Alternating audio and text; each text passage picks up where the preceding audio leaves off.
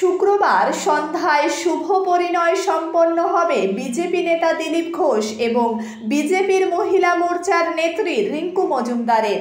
61 বছর বয়সে বিয়ে করছেন দিলীপ ঘোষ। রিঙ্কু মজুমদারের বয়সও 51 বছর। তিনি বিবাহ বিচ্ছিন্না, এক পুত্রও রয়েছে তার।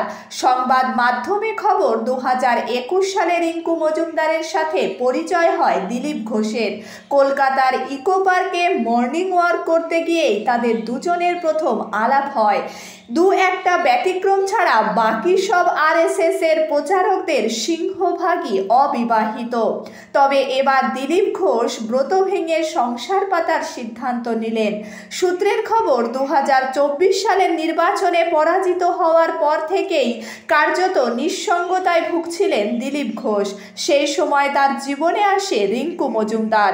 দিলীপ ঘোষের নতুন জীবনের জন্য শুভেচ্ছা জানিয়েছেন তৃণমূল নেতা দেবাংশু ভট্টাচার্য। তিনি সোশ্যাল মিডিয়ায় জানিয়েছিলেন, অনেক অভিনন্দন দিলীপ দা, মন থেকে খুশি হয়েছি, খুব ভালো হোক, ভালো থাকুন দুজনে। কুণাল ঘোষও অভিনন্দন জানিয়েছেন তাদের।